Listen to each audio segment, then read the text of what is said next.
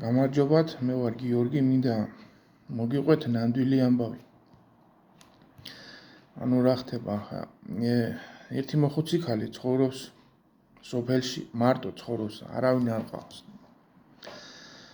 და რაღაცა დღესასწაული მოდიოდა რა, არ ვიცი რა დღე იყო და უნდა ქათმის დაკვრა.